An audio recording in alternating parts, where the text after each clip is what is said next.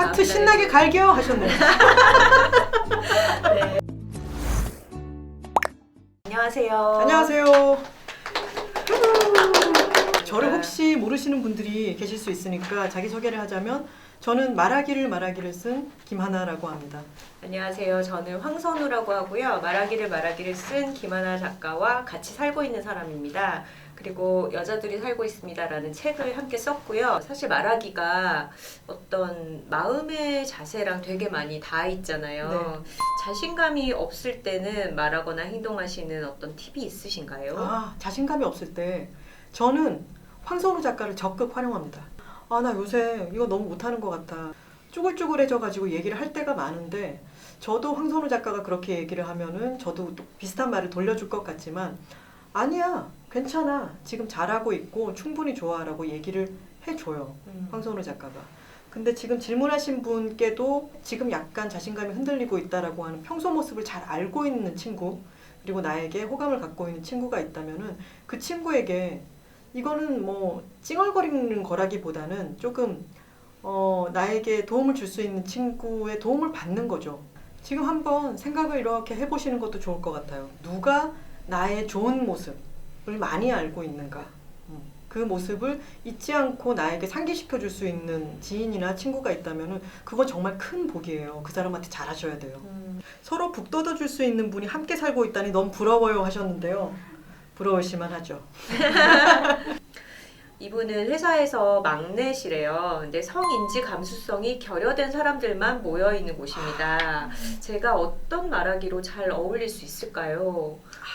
지금 너무 같이 들으면서 미간이 찌푸려지고 너무 고민스럽죠. 지금 여러분들 저런 오마이갓 으아 어휴 싫어 아주 네, 지금 고통이 충분히 전이 되어 오는 것 같은데 저는 어떤 말을 해야겠다라기보다는 어떤 응답을 안 해야겠다라고 생각하시는 게 더 맞지 않을까 싶어요. 만약에 성인지 감수성이 형편없는 그런 농담을 했다라고 할 때 웃지 않으시는 거예요. 그냥 대답도 하지 않으시고 웃지 않으시는 거죠. 아니 거기 황선우 자네는 선우 씨는 뭐가 기분이 안 좋은가? 왜 웃지를 않아요? 허허허 이러면은 네 이거면 충분하다라는 거죠. 어떤 말을 던져서 말의 빌미, 꼬투리를 잡을 빌미는 주지 않으면서 당신의 농담이 재미없거나 예의에 어긋났다라고 하는 것을 드러내는데 그것을 말을 하지 않는 방식으로 드러내는 게 좋을 것 같고 적극적으로 말을 하면서 그분들과 어울릴 생각은 글쎄요. 같이 일을 잘 하는 데에서 그치는 게 제일 좋지 않을까라는 생각을 합니다. 직장 생활을 하시면서 그렇게까지 내 영혼이 탈탈 털릴 정도로 나를 내놓는 것은 그게 좋은 일일까? 대신에 직장 생활 이외의 곳 또는 직장 안에서 나처럼 웃지 않는 다른 사람과 함께 연대감을 구축하고 그리고 그렇게 같이 일을 잘 해가지고 좀 더 높은 직급으로 가거나 아니면 다른 회사에 가서는 그렇지 않은 문화를 조성하려고 더 노력하는 것 그게 더 저는 효율적인 방법일 거라고 생각합니다. 맞아요. 직장에서 메신저 또는 직접 대화할 때 특히 상사들에게 너무 과하게 쿠셔너를 사용하는 걸 요즘 자각하게 됐어요. 직장에서 대화할 때 더 당당하게 말할 수 있는 태도나 방법이 있을까요? 제가 느끼는 건데 저도 여러 사람들과 소통을 하고 일 때문에도 서로 얘기를 주고받아야 되잖아요. 메신저라든가 카톡 같은 걸로. 근데 그럴 때 이모티콘을 써버릇하기 시작하면요.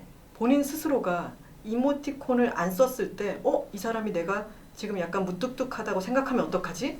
해서 이모티콘을 끊을 수가 없게 되는 경우가 있어요. 방긋방긋 웃는 사람이 되어야 한다는 강박을 스스로에게 부과하게 되는 걸 수도 있어요. 그래서 쿠션 어도 있지만 쿠션 이모티콘도 있다는 거. 쿠션 어도 마찬가지로 친절하게만 저는 얘기를 하면 된다고 생각합니다.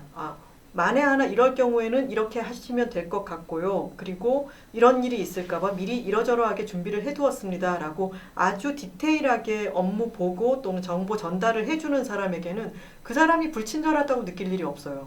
네, 저는 어떤 미사여구나 어떤 방긋방긋 웃는 한마디 같은 것을 더 덧붙이기보다는 일에 있어서 좀 더 만전을 기하는 한마디, 조금 더 디테일하게 한 발 더 들어가서 이야기하는 한마디, 이 정도만으로도 그 사람에게는 그런 친절함이 전달되지 않을까? 효율적으로 라고 생각합니다. 댓글을 같이 읽는 게 참 재밌어요. 그쵸? 네. 그리고 지금 하트가 5,800이 넘어가고 있는데 우와. 지금 들어오신 분은 300명이라고 알고 있거든요. 몇 번을 누르고 계신 거예요 지금. 그러니까. 네. 좋습니다. 네. 저희는 자녀를 키우시는 분인데요. 말하기에 두려움이 많은 엄마시래요. 그래서 똑같이 두려움이 많은 딸한테 엄마도 그랬어라고 공감은 해주지만 나의 공감만으로는 딸이 세상에서 버텨내기에 어려움이 많을 것 같다. 그래서 고민이 됩니다. 아이가 말하기에 대한 긍정적인 경험이 쌓이면 좋을 것 같은데 어떤 경험이 좋을까요? 라고 하셨네요. 저와 저의 엄마의 사이를 생각해 보면요, 말을 들어주는 게 좋습니다. 네. 어떤 말을 해서 아이에게 뭔가를 북돋아 줘야지라고 생각한다고 해서 그게 그렇게 되지가 않고요. 대신에 아이가 허물없이 이야기를 할 수 있는 상대로서 있어 주는 것, 그리고 때로는 그것을 좀 제지하고 싶기도 하고 그것에 대해서 좀 불안감이 있는 거를 드러내고 싶기도 하지만 좀 참아가면서 이야기를 아이가 계속해서 편안하게 할 수 있도록 도와주는 거, 그냥 들어주는 거, 그게 정말 중요할 것 같아요. 말하기를 말하기 책에 보면 김하나 작가의 어린 시절에 대한 이야기가 나오잖아요. 너무 내성적인 아이였고 학교에서는 누구 아는 사람이 자기에게 말 시킬까봐 막 집에 올 때 도망 다니고 이랬던 아이인데 집에 오면 어머니한테 정말 조잘조잘 학교에서 있었던 일을 다 털어놓는 또 그런 딸이기도 했잖아요. 근데 생각해보면은 딸의 어떤 긍정적인 말하기 경험을 꼭 밖에서 많은 사람들 앞에서 쌓아주려고 하지 않으셔도 될 것 같아요. 그리고 왜 그런 얘기들 하잖아요. 우리 지금도 그런 얘기 많이 하죠. 이거 나만 힘들어? 나만 이런 거야? 이런 얘기를 하는데 엄마한테 얘기했을 때 엄마도 그건 아직 어려워 라고 얘기를 하면 굳이 엄마가 눈높이를 막 맞춰준다 이런 느낌이라기보다 아주 솔직하게 서로를 터놓았다는 느낌이 들겠죠. 마치 친구처럼. 그게 또 해주는 역할이 있죠. 또 여러 사람 앞에서의 말하기와 글 쓰는 것을 보여주는 데에 대한 두려움은 어떻게 극복하셨나요? 저는 말하기를 하면서 정리를 좀 하는 편인 것 같아요. 선우 씨한테도 얘기를 막 떠들다가 얘기하다 보니까 이것도 생각나는데 맞다 이런 것도 있지 그러고 막 떠들다 보면은 어느새 나 이거 써야겠어 라고 하고 그걸 한편으로 쓸 때가 있어요. 글 쓰기 전에 저한테 먼저 써요. 말로 네. 써요. 와인 마시면서 이미 막 떠들다가 이거 쓰면 되겠다 하면서 제가 많이 메모를 할 때가 물어보기도 많아요. 하죠. 이번에 뭐 쓸 거야? 정했어? 그래서 어떻게 되는데? 뭐 이런 걸 물어보기도 하는데 네. 되게 좋은 방법인 것 같아요. 책 속에서 가장 아끼는 꼭지 그리고 그 이유는 뭔가요?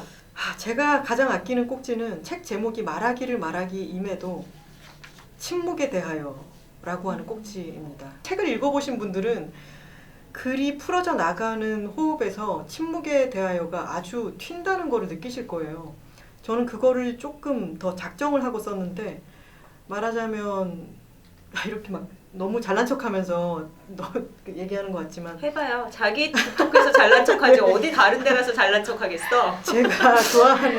제가 좋아하는 작가의 글 중에 가스통 바슐라르라고 하는 작가가 쓴 철학자이자 작가가 쓴 촛불에 대하여라고 하는 글이 있는데 촛불 하나를 가지고 정말 깊은 사유를 해서 어떻게 보면 잠언 같기도 하고 울림이 있는 아주 압축적인 글을 쓰곤 했었는데 저는 그런 글을 쓰는 것은 어떤 다른 세계에 있는 작가일 거라고 생각했고 저처럼 언제나 말하듯 친절한 글을 쓰는 사람은 그런 글을 쓰면 안 된다고 생각했어요. 왜냐하면 너무 무게 잡는 것처럼 느껴지기 때문에. 근데 제가 이 침묵에 대해서는 편안하게 얘기하기보다는 저는 어떤 묵직함을 주고 싶었어요. 가장 좋아하는 챕터로도 많이 꼽아주셔서 애착이 특히 많이 가고 있어요. 작가님이 늘 여성들에게 해주시는 말씀들에 감동과 울림을 많이 느낍니다. 여성들에게 자주 하시는 말이 바로 겸손하지 말자는 네, 말이었잖아요. 30대 여성들에게 해주고 싶은 말이 있으신가요? 겸손하지 말라는 말 외에 30대 여성들에게 해주고 싶은 말 있죠. 네, 마음껏 하세요. 40대가 되면 더 좋다는 말을 꼭 해드리고 싶습니다. 네. 저는 20대일 때 지금 많은 박수 사람들이 나왔어요. 스튜디오에서 다 30대 여성들이어서 박수가 막 나오고 있네요. 40대가 되니까 여러 가지가 안정적이고 무엇보다도 좋은 것은 제 스스로에 대해서 이제 좀 많이 알게 됐어요. 네. 이렇게 알아가는 과정이 20, 30대의 여러 좌충우돌과 시행착오가 아니었나 싶고요. 지금은 나에 대해서 많이 파악하고 있기 때문에 나에게 맞게 조금은 더 편안하게 조금은 더 안정적으로 삶을 만들 수가 있어서 저는 아주 만족하고 있습니다. 마지막으로 김하나 작가 오늘 소감 한마디 듣고 마치겠습니다. 지금 제 소감도 많은 분들이 대신해주고 계신 것 같고요. 그리고 저 지금 어디 갔어? 아까 그 말씀. 너무 공감 가는 말씀 들었을 때 하트 갈길 수 있는 거. 온라인의 최강점 하셨는데. 하트가 지금 14,700개가 넘었어요. 네, 제 마음도 이 북토크를 할 때 하트를 막 날리고 싶은 그런 마음이고요. 너무 좋네요. 저희 둘 다 네. 지금 마감에 지쳐있다가 여기 와서 힐링하고 가네요. 여러분의 하트 속에서 에너지를 얻어갑니다. 그리고 리프레시 데이입니다. 프레시한 리프레시 데이라고 되어 있는데 저희도 정말 리프레시를 하고 가고요. 그리고 이 시도가 저희가 처음이에요. 앞으로 계속 이어질 텐데 많은 참여 부탁드리고요. 그 첫 시작으로 저희를 초대해 주셔서 영광이었고 오늘 첫 시작에 함께 해주신 여러분들 정말 반갑고 고맙습니다. 네, 좋은 자리 마련해 주신 프레시안 너무 감사드리고요. 하트 신나게 갈겨 하셨네요. 네, 하트에 갈김 당하면서 저희는 네. 인사드리겠습니다. 네, 여러분 너무 감사합니다. 고맙습니다.